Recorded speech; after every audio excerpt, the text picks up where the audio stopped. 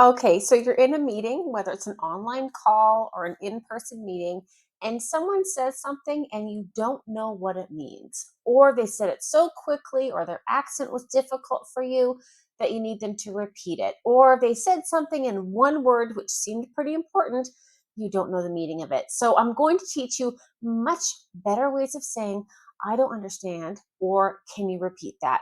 And what I'm going to teach you is I'm going to teach you ways of saying, I don't understand, or can you repeat that? That don't lower your professionalism. These phrases will not make your English seem lower. There's something that can just kind of smooth out and have someone repeat something or explain something without lowering your professionalism or your level of English. Let's get started. The first one is a little section that buys you 5 seconds of repetition or clarification. The very first one is, I didn't catch that. Sorry, I didn't catch that. Now, I tell students often to avoid saying sorry in business English. Now, sorry has multiple meanings in English, and sorry can be you're sorry for something, you're apologizing. This is not what it means here. Sorry just means excuse me or pardon. I didn't catch that. So this does not mean you're apologizing at all, which is totally professional and perfect. So sorry, I didn't catch that. I didn't catch that last part. And all this means is I didn't catch it. And I didn't catch something, I didn't catch that equals. Please repeat that. That's really what it means. And you're not even saying why you didn't catch it. You could be busy, you could be taking notes, you could be thinking about something else. Whatever the case may be, you're not saying why you need repetition. You don't even need to say, please repeat that. I didn't catch that last part. Sorry, I didn't catch that. And that means please repeat it. So you don't have to say repeat. And again, if English is your second language, I mean, if you're watching my videos, English is your second language, you're upper intermediate to advanced. If you say please repeat that, people will automatically assume you didn't understand or your level was lower than what they were speaking. So you want to avoid saying repeat that. Sorry, I didn't catch that. That's it. I didn't catch that. And that's all it means. And they'll repeat what they just said. Now, this only helps for someone to repeat something.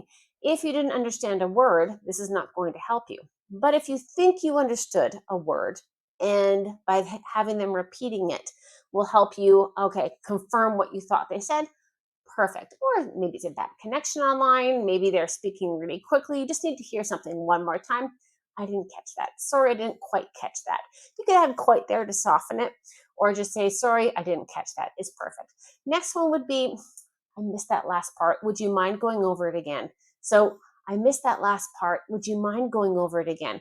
So I don't know what it's like in your language, but often in English speakers, when we're talking for quite a large amount of time or are presenting for quite a while, when we finally say our last sentence, we tend to go down in intonation and down in volume. Now, if you're a good speaker, I'm not a good speaker. I do my best in these videos. I'm not a great speaker.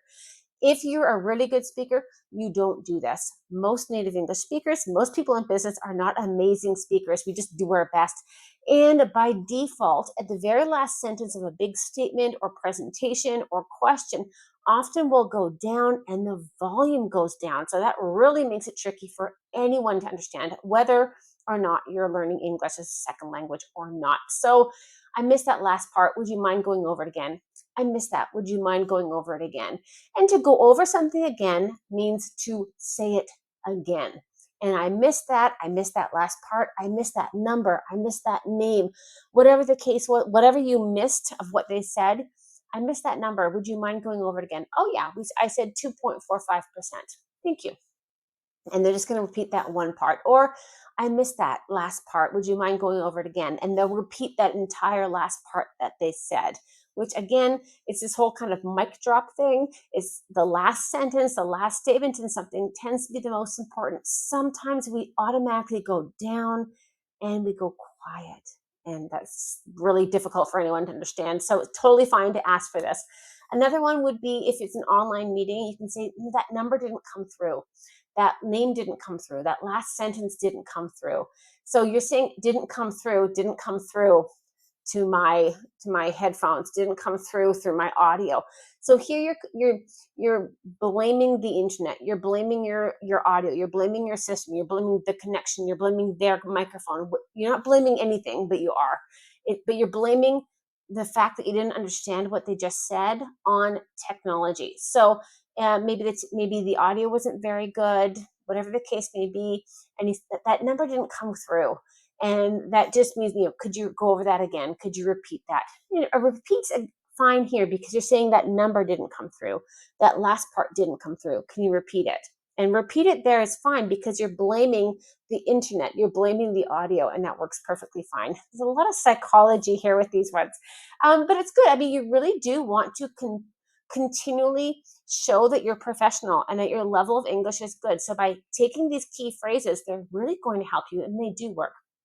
Another one would be, I missed your point there. Could you go over it again? Now, this is not necessarily about repetition. This is about paraphrasing. So this is quite good. So someone's point is what they're trying to communicate, what they're trying to say. So when someone asks you a question, and what do you think about that? And what they said before, what are your thoughts on that? Or what do you think about that? What they said before, you don't know what it meant, or you don't know what they said, or you're not quite sure what they said or what they meant. So you can say, I missed your point there. Could you go over it again? So you're saying, before you ask me the question, that whole chunk, I missed your point. And so you're not saying I didn't understand. You're not saying I didn't know the words you used. You're not saying I wasn't paying attention. I just missed your point there. So you're kind of putting the ownership of the miscommunication on them, saying, I missed your point there. Like, what is your point? What are you trying to ask me exactly?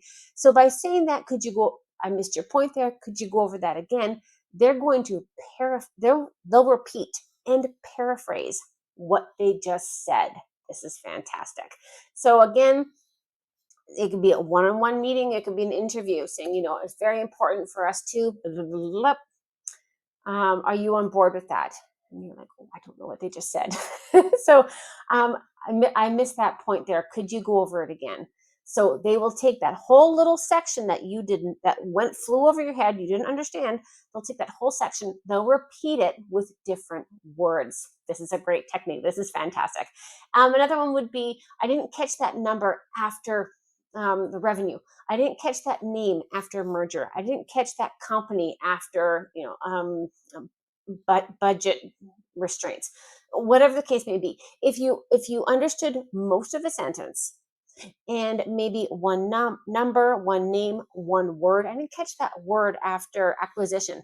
So, so that person will then repeat that one word, that one number. So you're not asking for them to repeat the entire sentence. If you're pretty confident you got everything that they said, you just need one little bit of clarification. You'd say, I didn't catch that word before statement. I didn't catch that word after budget. And they will repeat that. Okay, this next section is when you need clarification, and you're asking for clarification, which is completely fine. It doesn't mean your level of intelligence is lower. It doesn't mean the concepts they're speaking about are beyond your ability to understand, or the words they're using are beyond your ability in English. Not at all. When you're asking for clarification, what you're saying is so important that I want to understand it completely. And it's totally fine. So, I know when you're speaking a second or third language, asking for clarification, you're a little cautious or nervous, thinking people will assume you don't have the language skills, or people will assume you're not professional enough. Just think about it in your own native language. If you're a native French speaker in a meeting with a bunch of native French speakers, and you need them to clarify something, they're not going to think you don't know something. They're not going to think you don't know the word.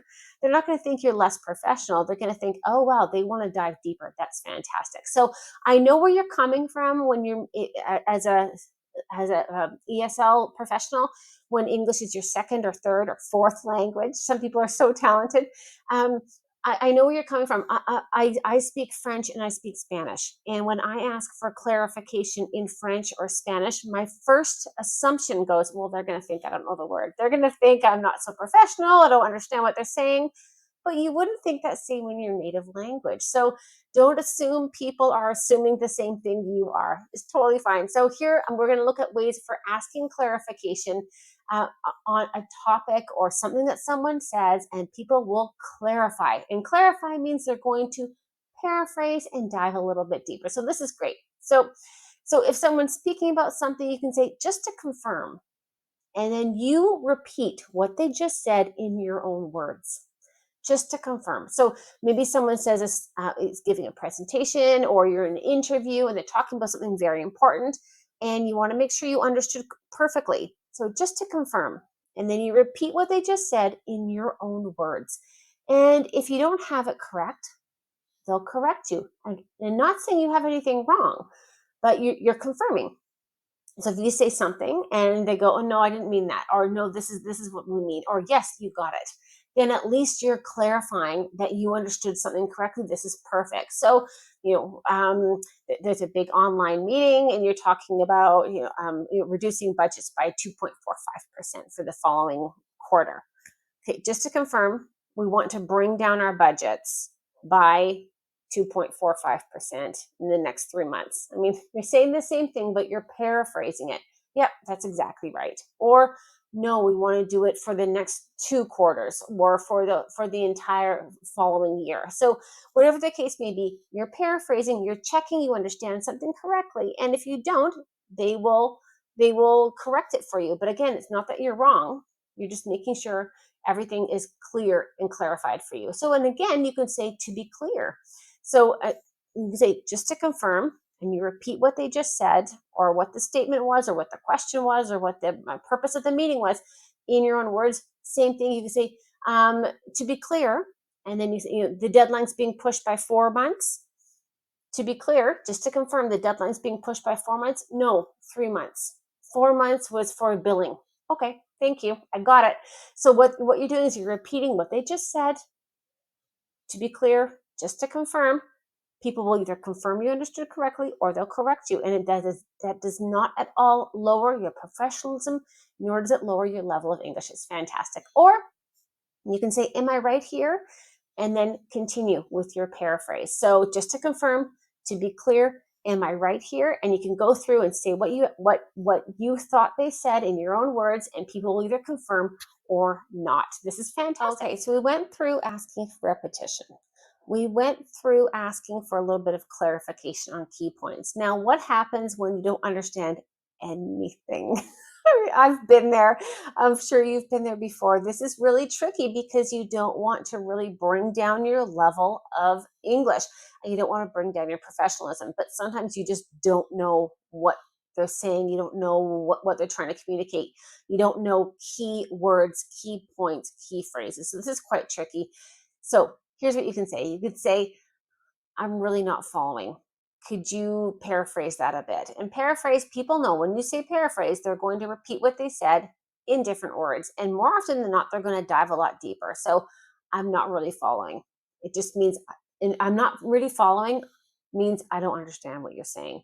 And again, you're not, words have psychology. So by saying I'm not really following, it doesn't say, the person won't think that your level of English is lower. They won't think you don't understand the concepts.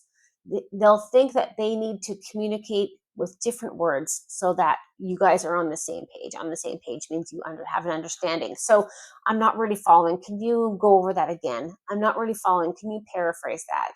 So that's a really great way to say, I don't understand what you're saying. They're going to repeat what they just said with different words a lot deeper and a lot longer.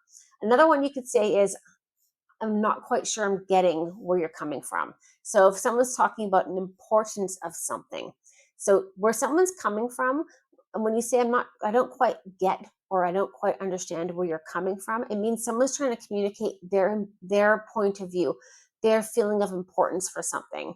So if you're in a meeting or an interview or one-on-one in person or online, whatever the case may be, and you can say, I don't quite get where you're coming from. I don't quite understand where you're coming from. I don't quite see where you're coming from. And this just means I don't quite understand your perspective. So again, they will explain their perspective. They'll explain their opinion. They'll explain their point of view in depth, in greater detail, which is fantastic. And then sometimes it comes to a point where you're just really not understanding, and you can say, I'm not quite catching the meaning of what you're trying to say. And again, I'm not quite catching the meaning.